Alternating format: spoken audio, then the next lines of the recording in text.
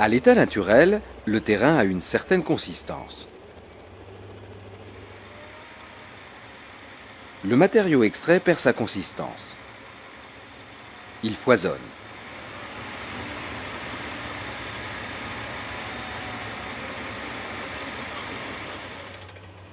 Le compactage permet de redonner de la consistance au matériau jusqu'à obtenir les performances exigées par le marché. Voici l'effet du compacteur au cœur du matériau, grossi 100 fois. L'objectif du compactage est d'arranger les grains en les rapprochant les uns des autres. Pour cela, le matériau doit avoir une certaine teneur en eau. Effectivement, le bon dosage en eau présente à la surface des grains facilite leur déplacement. Elle sert de lubrifiant et assure la cohésion. Le rapprochement des grains augmente les surfaces de contact. Le collage des grains est amélioré. Lorsque l'eau manque, les grains ne glissent pas entre eux et ne comblent pas les vides. Il y a moins de surface de contact. Le collage est moins bon. Lorsqu'il y a trop d'eau, le collage n'est plus assuré. Les grains glissent entre eux et se séparent.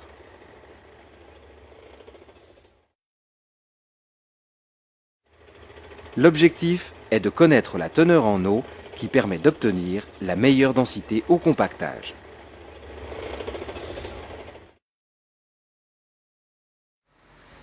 L'essai Proctor permet de définir cet optimum.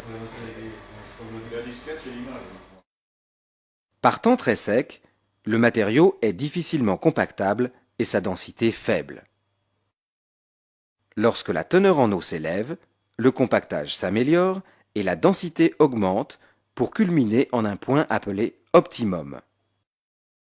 Au-delà, toute élévation de la teneur en eau diminue l'efficacité du compactage et fait chuter la densité. La tolérance généralement retenue pour les remblais est de 95% de l'optimum. Au-dessus, le matériau peut être compacté. En dessous, il n'est pas compactable. En limite de la zone de faisabilité, le matériau peut être amélioré pour être réutilisé. Il est traité par ajout d'eau s'il est trop sec et par traitement à la chaux ou aération s'il est trop humide. Le compactage est assuré par l'application d'une charge qui comprime le terrain.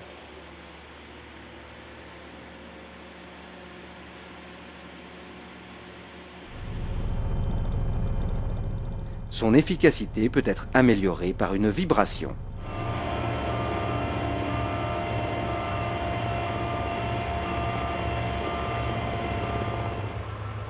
Une fois compacté, le terrain est plus résistant et plus porteur.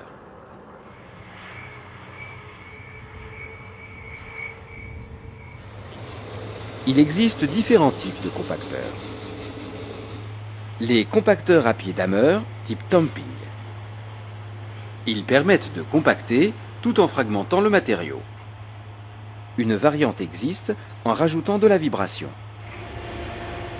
Les compacteurs vibrants à cylindre lisse, polyvalents et particulièrement efficaces. Les compacteurs à pneus, plus particulièrement réservés aux couches de forme et de chaussée. Une variante associe les deux techniques du cylindre lisse vibrant et du pneu. Leur choix est effectué en fonction du matériau et des rendements à obtenir. Chaque compacteur, en fonction de son poids et du matériau, agit jusqu'à une profondeur limitée à quelques dizaines de centimètres.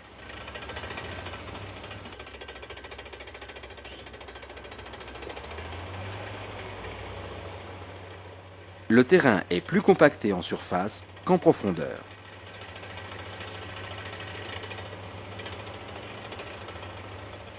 À chaque passage, une énergie complémentaire est apportée à l'ensemble de la couche. Pour obtenir une compacité suffisante en fond de couche, il faut passer plusieurs fois. Pour monter un remblai, il faut superposer un ensemble de couches. Leur épaisseur est définie par le type de compacteur et la classe de matériaux utilisés.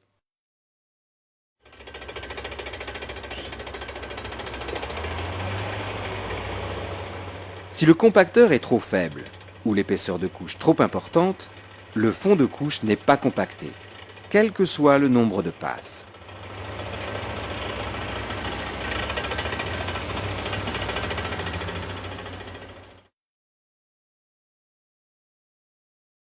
Le remblai est monté. Les parties basses des couches ne sont pas compactées. Sa stabilité n'est pas assurée. Le remblai se tasse et des ruptures peuvent se produire. Ici, une couche de 40 cm correctement compactée. Elle résiste à la contrainte prévue.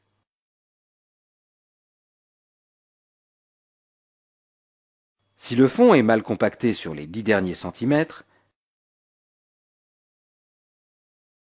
sa résistance est équivalente à une couche de 30 cm. Elle cède. Un tableau permet pour chaque type de compacteur et de matériau de connaître l'énergie nécessaire pour un compactage optimum. Pour un compacteur V5 et une énergie de compactage moyenne, l'objectif de qualité est d'avoir un Q sur S de 0,100. Si les couches sont de 30 cm, la vitesse est réglée sur 4 km/h. Le compacteur doit faire 3 passages. Si les couches sont de 60 cm, la vitesse est réglée sur 2 km/h. 6 passages sont nécessaires. Dans ce cas, le Q sur L, production horaire, est de 200. Il permet de déterminer le nombre de compacteurs à affecter pour suivre la cadence de production.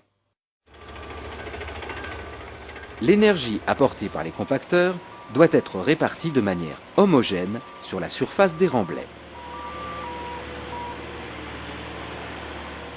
Pour s'en assurer, il faut définir et respecter un plan de balayage.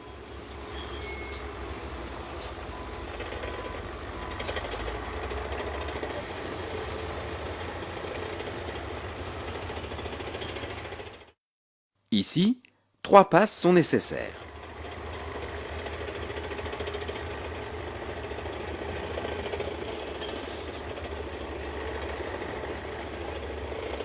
Lorsqu'elles sont réalisées, le compacteur se décale pour compacter la bande suivante. Le nombre de passages doit être respecté pour chaque bande.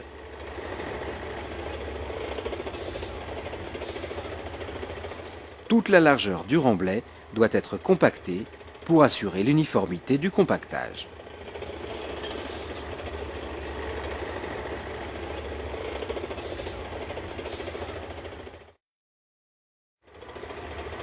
Ici, le balayage n'est pas respecté.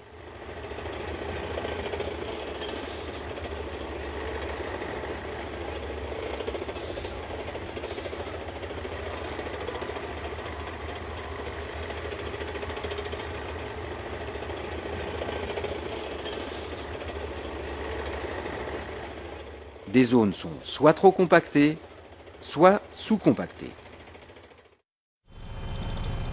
La garantie d'une bonne répartition de cette énergie ne peut être donnée que par la surveillance du chef d'équipe et le respect du plan de balayage.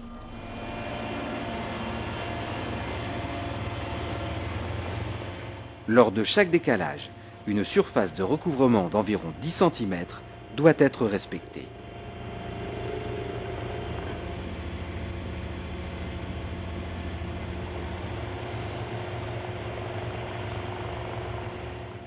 Les bandes latérales proches du talus sont des zones à risque.